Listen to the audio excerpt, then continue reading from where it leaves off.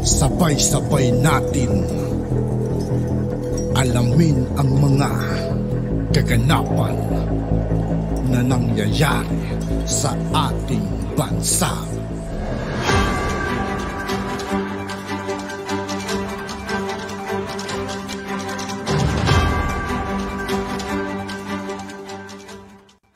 Yo, what's up mga kaibigan? This is I2K po again. Ngayon nandito ulit tayo sa channel ni News File. Sa lahat ng hindi pa nakasubscribe sa kanya mga kaibigan, mag-subscribe na po tayo at huwag nyo rin pong kalimutan mag-subscribe dito sa aking channel. At simulan natin guys, let's go! Hindi natin ito tinatapik para sa siraan. Sinasabi ko lang, bakit niya ginagawa yan ay siya ay senador ng Republika. Usap-usapan ngayon ang pagpapakita ng mga baril ni Senator Robin Padilla. Ang tanong, tama ba o mali ang kanyang ginawa? Ibinida online ni Senador Robin Padilla ang kanyang bad boy vault na naglalaman ng koleksyon niyang baril. Magkaiba ang paliwanag ng isang legal expert at ng PNP sa kung pwede ba yan sa isang convicted. Hindi ako nagtatago ng ginto, nagtatago ako ng baril. Matatandaang 1992. Okay lang ata siguro to kung may lisensya talaga naman. Kayo guys, ano masasabi nyo rito? Nang kasuhan si Padilla ng illegal firearm. Pero sigurado may lisensya si Senator Robin dito. Hindi niya naman siguro papakitin kung walang lisensya. Arms and Ammunition, 1994, nang makonvict siya at sinensyahan ng 17 to 21 years na pagkakakulong. 1997 naman, nang bigyan siya ng conditional pardon ni dating Pangulong Fidel Ramos at 2016, nang bigyan siya ng absolute pardon ni dating Pangulong Rodrigo Duterte. Paliwanag naman ng legal expert, ang binabalik lang ng absolute pardon ay ang civil at political rights ng isang tao. Ibang usapan na daw ng license to own and possess firearms kung saan nakasaad na dapat requirements na dapat hindi ka na-convict dati. If you want to be issued a license concerning some firearms, you might be disqualified precisely because one of the requirements is that you should not have been convicted of any crime. Even if you're granted an absolute pardon, what is extinguishes the criminal liability that attaches to the crime, but not necessarily the crime itself. Parang pinatawad ka na nila, pero syempre hindi pa rin nila nakakalimutan yung kasalanan mo. Ayon naman sa hepe ng PNP Firearms and Explosives Office, dahil may absolute pardon na si Padilla, pwede na siyang magkaroon ng lisensya para lang sa short firearms kahit na nakonvict siya dati. Ang tanong, tama ba o mali ang ginawa ni Senator Robin Padilla? Panoorin natin ang buong paliwanag ni Sir Mike Abe. Kahit sino, basta may lisensya at may kakayanan, pwedeng magbaril. Walang duda. Pero ito po yun. Ang baril ng sibilyan, limitado yan sa mga short firearms. Maiiksing baril o kung long firearms, dapat may limit din yan. Kaya ko po sinasabi yon dahil sa ilalim po ng batas, basta ikaw ay may baril o bumili ka ng baril, palisensyahan mo. Irehistro mo sa PNP para magkaroon ka ng firearm registration, magkaroon ka muna ng LTAP. Okay. So dahil siya ay senador, madali niyang nakuha yon. Dahil senador siya at may pera, madali siyang nakabili. Kaya nga ang tanong, ano ang mga pwedeng violation o hindi tamang ginawa ng isang elected senador ng Republika ng Pilipinas? Ito po yon. Hindi naman tayo nagmamagaling. Pero kailangan po may paliwanag kasi nga sa isang banda, pwedeng maraming natutuwa dahil mayroong isang senador na may baril. Pero maraming naiirita bakit kailangang i-display ang baril mula sa isang elected senador. Yan po yun. Ito nga yun. Ang baril kapag po long firearms o mahaba, automatic rifle, tapos mayroong silencer, bawal yan. Lalo na yung silencer. Yung tinatawag na silencer na ginagamit sa baril, ginagamit lang po yan sa assault ng Special Task Force, ng elite force, ng pulis at militar. Kaya nalagyan ng silencer para tahimik, para kung mayroong operation, di ba? Ganun po yun. Hindi yan ginagamit sa civilian, hindi ginagamit yan sa pangkaraniwan. Ayaw ko pong ipakita dahil nakita naman po yan sa kanyang social media account, yung maraming baril niya, na iba-ibang klaseng baril. Kahit na magkano halaga doon, wala na akong pakialam doon kasi kaya niya bumili. Kaya lang ho, Yung issue naman tungkol doon sa dapat bang i-display, abay hindi pwede. Kasi ang dating yan, dalawa. Pwedeng may paglabag sa rules and regulation sa pagkuha ng lisensya. Pangalawa, baka nagyayabang lang. O bakit kailangang ipagyabang ang baril. Isa pa hong maling proseso. O sabi niya, doon naman dinala yung baril sa gun store. Okay, nandun na tayo. Doon sa dinala niya yung baril at kanyang ipinapalinis. Okay yun.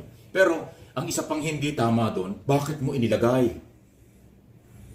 Sinakay mo sa isang private car. Tapos nandun yung lahat ng baril sa kotse mo. Bawal din po yun. Hindi ko magandang tingnan yun na yung baril mo, yung kotse mo, Kahit may mga lisensya na palagay, so nabawal pa rin pala yung mga ganun. Tapos yung mamahaba. Iba na private din talaga siya. karga na maraming mga baril, i-deliver mo sa isang gun store para ipalinis mo. Di ba? E paano kung sabihin ng mga tao, gagawin ko rin ito, meron din akong baril, meron din akong pera, kaya kong bumili ito, kaya kong magpalisensya, i-display ko rin ito, ikakargo ko rin sa kotse. Kasi nagawa yun ni Senador Padilla, bakit hindi ko kayang gawin? O di ba, ang samang procedure, ang samang halimbawa. Mali po yun. Actually, ang nasa regulasyon, dapat ang baril, hindi mo itatransfer ng volume o maramihan kung ikaw ay sibilyan. Kung ikaw ay nasa gobyerno, military, police, NBI, o law enforcement agency, okay lang yan kasi may operasyon ka. Pero kung sibilyan ka, magtatransfer ka mula sa bahay mo kung saan mo dadalhin ng ganong volume ng mga baril. Parang may kayabangan yun eh. Hindi ho magandang tingnan sa isang elected senador ng Republika. Dahil dapat ang isang government official ay magandang halimbawa.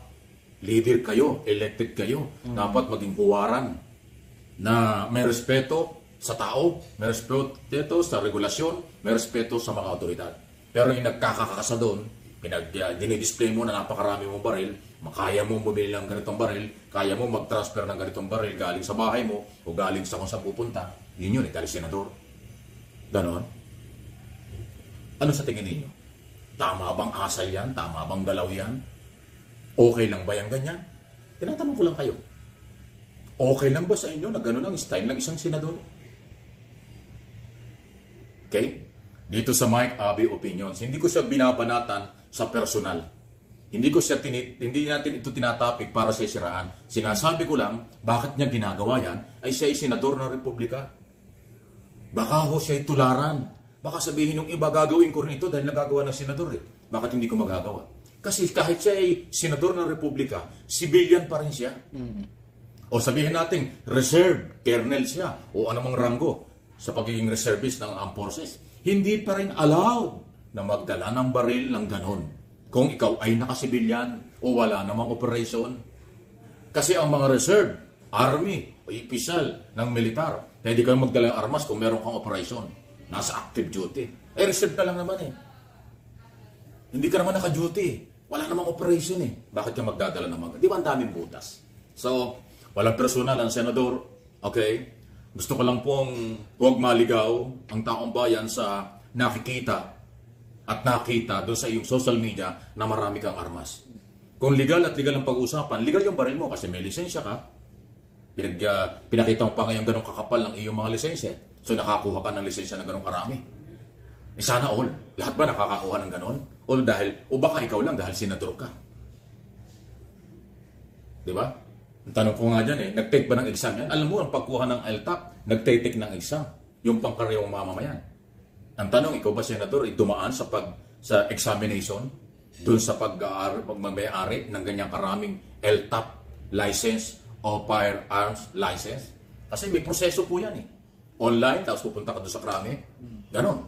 Sa mga simpleng mamamayan. O baka hindi mo na ginawa yun dahil senador ka. Ay, yan naman tayo. Kaya tayo hindi umulad ng mga Pilipino para natin palakasan. Pag malaking tao, wala VIP treatment. Pag simpleng mamamayan, dadaan ka sa butas ng karayong bagong marating, yung legal at maayos na pagkuha ng dokumento. Ganon? Ganon ba tayo? Nagtatanong lang po, maraming dapat ipaliwanag dito ang senador. Senador Padilla, walang personalan, marami kang dapat ipaliwanag dito.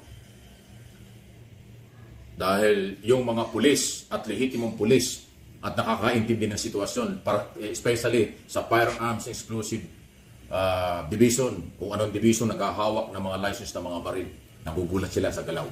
Kasi hindi nga ho magandang halimbawa yan. Okay? Sana po maitama, sana po ay huwag niyong isipin na personalan ito. Kailangan lang po inyong liwanagin, ipaliwanag kasi, ulitin ko, senador ka ng Republika ng Pilipinas. Hindi po kayo pangkaraniwang tao. Idol ka ng maraming Pilipino dahil artista ka. Nirerespeto ka ng mga Pilipino dahil elected senador ka. Number 1 ka pang senador. So dapat naman po maging magandang halimbawa ang ating mga galaw. Okay ba, senador? At yun nga po mga kaibigan, dito po nagtatapos ang ating reaction video. Muli ako po si I2K ng Sundalo ng Dunggalo at 811. Maraming salamat sa patuloy na pagsuporta. Yeah, peace out.